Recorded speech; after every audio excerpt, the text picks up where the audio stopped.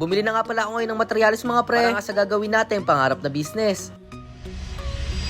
Bago nga pala natin simulan yung kwento na to mga pre, ako si Lelet, nagalulo ako pero masipag ako. Kaya tara, samahan nyo ako. Ngayon na nga pala ako bibili ng simento mga pre, tapos nga pala buhangin, tsaka yung mga iba natin gagamitin para sa pangarap nating business. Kaya ngayon nga din pala ako bibili ng materyales mga pre para sa gagamitin nating pangarap na business. Dahil nga day off ng pinsan ko ngayon dahil linggo. So siya nga pala makakatulong ko dun mga pre, magpalitada. Katulad nga sabi ko kanina mga pre, linggo nga pala ngayon, buti na nga lang pala nakakita nga pala kaming bukas na hardware. Kaya nga lang mga pre, wala nga pala kaming buhangin na nabili ngayon. Wala ko kasi mga pre, bibili na lang ako ng buhangin yung nakasako na. Mga pre, hindi na nga pala yung susulandrahin at ready to palitada na. Kaya ang pinaka-struggle sa amin ngayon mga pre, wala nga pala kaming nabili na buhangin. Bali bumili na nga lang pala akong 2 simento tapos 1 tubo. Tapos yung gagamitin ko sa tubo na yon ng mga elbow. So ang mangyayari ngayon mga pre, hindi nga pala natin mapapalitadahan ngayong araw yung pangarap nga pala natin business. Pero sabi nga pala sa akin ng tito ko, binigyan niya nga pala ako ng buhangin. Sulandrahin ko na nga lang daw para nga daw makatipid tayo. Kaya for today's video mga pre, dahil hindi muna tayo magpapalitada, kayayaan naman kami magpipinsan na mamingwit ng isda. Ayoko naman matapos yung araw na to mga pre nang wala nga pala tayong ginagawa. Tsaka sakto-sakto nga din pala mga pre, wala nga pala kami pang ulam ng hapunan. Kaya bali na isipan nga din pala namin mamingwit ng isda. O diba? Ay grabe naman talaga. Kacha!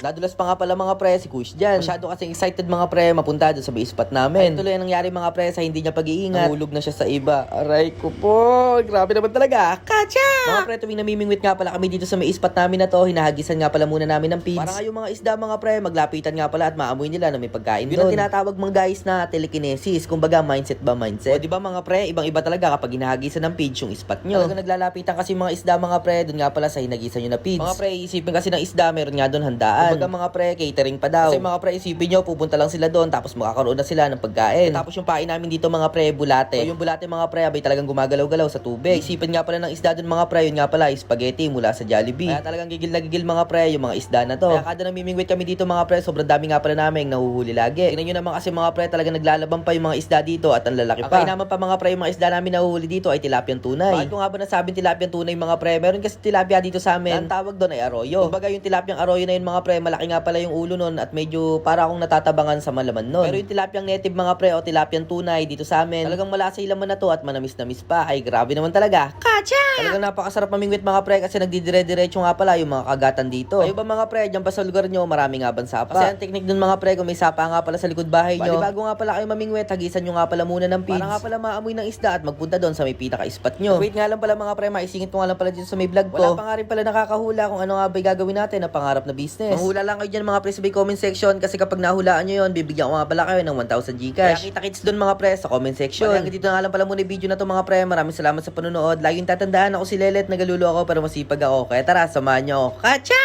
Salamat sa panonood. Hanggang dito na lang video na to. Laging tatandaan ako si Lelet, nagalulo ako pero masipag ako. Kaya tara, samahan nyo ako. Kacha! Easy ulam!